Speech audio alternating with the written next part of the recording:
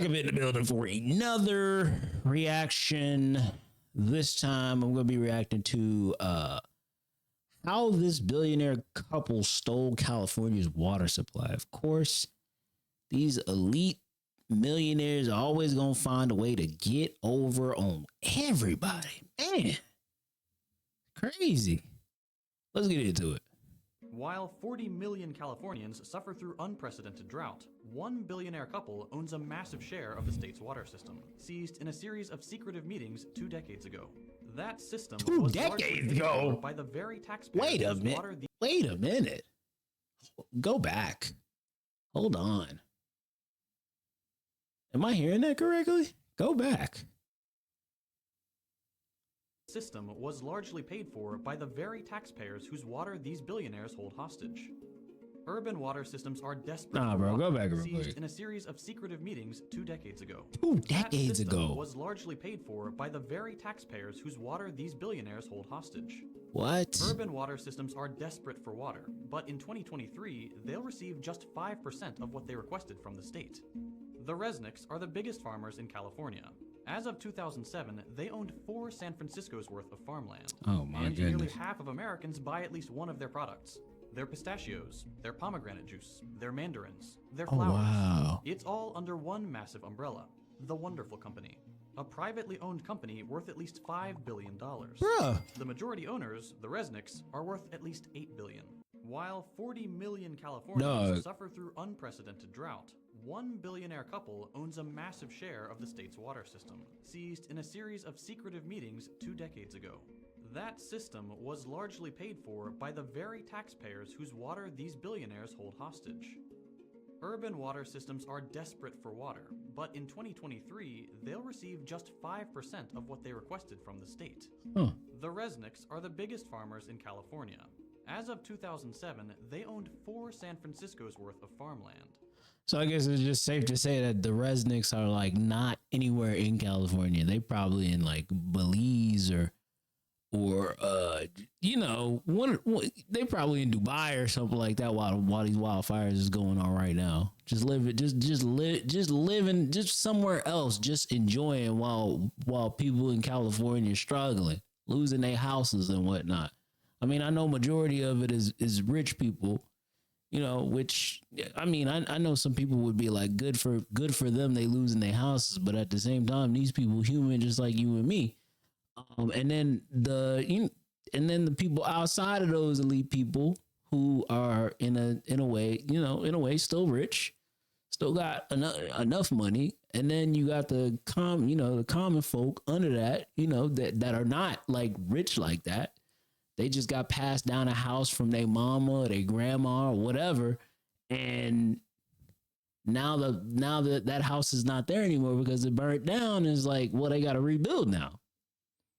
And these rich folks just off on the coast of wherever, or probably in Dubai, probably in Jamaica or something, wherever they at, living life while people out here suffering.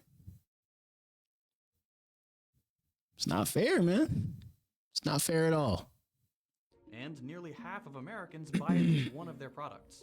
Their pistachios, their pomegranate juice, their mandarins, their flowers. It's all under one massive umbrella, The Wonderful Company, a privately owned company worth at least $5 billion. The majority owners, the Resnicks, are worth at least $8 billion. How were they able to take over such a large percentage of what should be a shared public resource? This is The Classroom from More Perfect Union, and today we're looking at how the Resnicks got rich. Linda is a former child actress, the daughter of Jack Harris, a successful movie distributor of the 1950s, most well known for The Blob. Starring Steve McQueen and a cast of oh boy, it's a big club. It's a big club. She founded her own advertising agency. It is a big club. A middle-class New Jersey family and started his first business, a janitorial service, in grad school. He eventually acquired American Protection Services, a burglar alarm. Big club, and we ain't in it. Approached him about marketing services. That's crazy, bro. And they hit it off, not knowing that one day they'd work together to take over California's water. The Lovebirds became business partners. They bought Teleflora, the flower delivery company, and the Franklin Mint, purveyors of inane little tchotchkes. Linda was the marketing person, and Stewart was in charge of business. As Linda told the LA Times in 1993, "I've always said that Stewart and I together make one perfect person, like little salt and pepper shakers." In the late 80s, they found their primary industry, agriculture. They got into the pistachio business. Linda said, "We've done more for the pistachio than anyone ever since it was planted in the Garden of Eden. My husband should be canonized for all the work he's done." They started branching into other products, almonds, pomegranates, citrus, wine, and acquiring more and more land to cover it, including some very important... Now, real talk. Who told them about pistachios and said pistachios, like, invest yourself in pistachios, invest yourself in these certain types of peanut? Who told them to get into pistachios? Because whoever that person is, they must be rich. They must be rich off of these people for just giving them financial advice to invest in pistachios. Like, who is the person that told them to do that? Because, like, man, they came up. I mean, they were already in proper positions because of, their families, of course. They are just from a bloodline standpoint. It's a big club. Bloodline standpoint, they were already in position, but like, who is the financial advisor that told them to invest in pistachios? Because, man, they made off. They made off. There's not one store in this country where pistachios is not indirectly in the market. There's not one store in this country at all that does not distribute pistachios, let alone peanuts. That is a acquired commodity by a lot, by almost all of the civilization in America, all of the human population in America. Land in Kern County, which granted them water rights in the area. As the Resnicks were building their empire, the state of California was building new water infrastructure with taxpayer money. California's natural water supply is very inconsistent. Vastly differing amounts of rainfall means the state can go from surplus to drought and back very easily.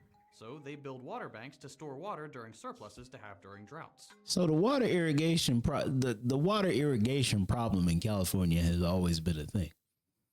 It just didn't, I've always heard about like wildfires, in the past and everything like that. But I mean, apparently, I just assumed that California was able to like maintain wildfires whenever they happen. Like, I remember I was visiting Los Angeles like maybe like 5 years ago, and there were wildfires, but it wasn't like nothing where like it wasn't being handled like almost immediately, cause it was like on the news, but it was like, it wasn't like major. It's like, oh, okay, there's wildfires going on, but it wasn't nothing crazy like how it is now.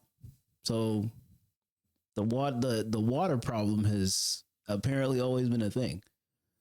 One important storage facility is the Kern Water Bank, started in 1988. The facility was built with hundreds of millions of taxpayer dollars, which could have been a good thing. The people of California would have owned the water.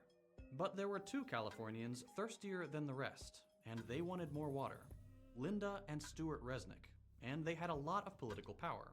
We'll get to that. In 1994, state water officials, water infrastructure contractors, and agricultural landowners with water rights arranged a secretive meeting at a resort in Monterey Bay, California. These groups, a mix of private companies and public agencies, rewrote California's water rules without any input from voters, taxpayers, or legislators. The new rules, called the Monterey Plus Agreement, boy, these elites are evil for working Californians and great for agriculture billionaires.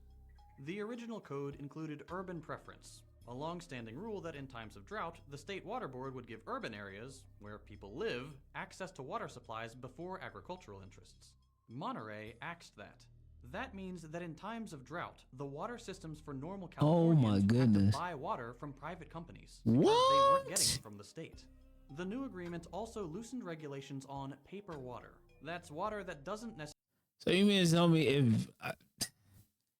if a lower level neighborhood in South LA is on fire, they just gonna have to fend for themselves or something? Like, what is that?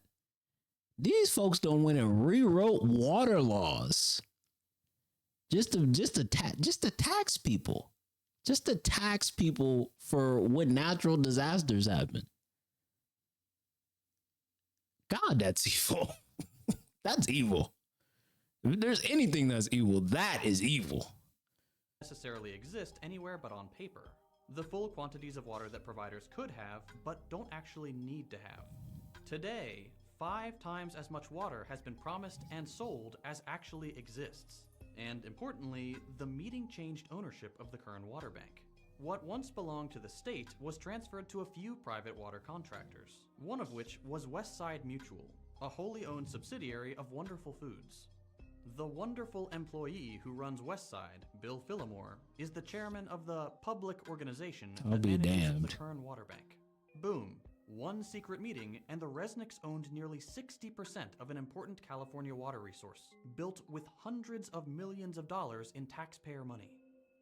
The new ownership, combined with the rules on paper and surplus water, meant that during times of drought, the Resnicks could sell Kern water back to the state water systems.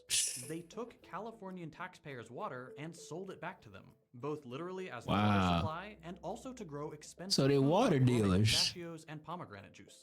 They converted the people's water into products many can't afford. And that's just one water bank. The Resnicks also have control of other water boards and have been sued for directing more water towards their properties. Wow. So how do they get away with this Chinatown-level chicanery? Because they got money. What you think? They got money. With philanthropy. The Resnicks donate millions of dollars to politicians and research institutes. Well, there it is. They got money. Secure control over water systems. They got enough. Even get more water and more taxpayer funding. They got enough money to pay politicians. Is the proposed California Delta Tunnel, a taxpayer-funded project which would send water from Northern California to Central, where the Resnicks farms are. They've spent hundreds of thousands of dollars on state and federal legislation and politicians who support the tunnel project. But their favorite politician is Senator Dianne Feinstein. You come in here and you say it has to be my way or the highway. Chair of the Energy and Water Subcommittee. She's a close personal friend of the Resnicks, attending their holiday parties I bet she is. and maintaining their financial interests. A quick look through the bills she's sponsored shows several which would direct money to Kern-adjacent water projects. The Resnicks even ask her for things directly. When a pesky study about endangering salmon and shad fisheries threatened the Delta Tunnel, Stewart wrote a letter to Feinstein demanding a new study. She immediately forwarded it to the Obama administration, who agreed to spend $750,000 on a new study. Not Obama. The same results as the first one. Oh my goodness. But the Resnicks have tried. What? They are among the top donors to the University of California system, with their donations focusing on agricultural and ecological studies. The Resnicks have This is so wrong. entire departments who put out studies on how water systems should be managed and where funding should go. That leads to even more federal and state This is wrong, dollars bro. being used to fix up what the Nah, Resnicks this is robbery. This is all bad for California, even in a capitalistic sense. Californians are getting Agriculture robbed. uses 80% of California's water, but only represents 2% of its GDP. Nah, bro. The Resnicks water They're getting monopoly robbed. is just one way their quest for California is wealth being progresses. robbed. They allegedly lobby for increased tensions with Iran to keep embargoes on superior Iranian pistachios. Dog. Their giant crops lead to monocultures which kill important pollinators. They siphon taxpayer dollars into the company town charter schools they own, set up to train children to work for their farms. And of course, like any company of this size, they exploit their workers. We need to treat water for what it is, a necessary public resource, a human right, and something that shouldn't be owned by anyone, and work towards legislative change that stops people like the Resnicks from That is stealing it. like, this is so corrupt. Thank you for watching, and don't But- forget to like and subscribe. We'll be covering the stories of other This billionaires is and very multimillionaires shady, failures that and I would like to say I'm not surprised. I think anybody who would watch this would like be like, oh, this is not really a shock to me. Like, politicians getting paid, the taxpayer dollars is getting used for all of this.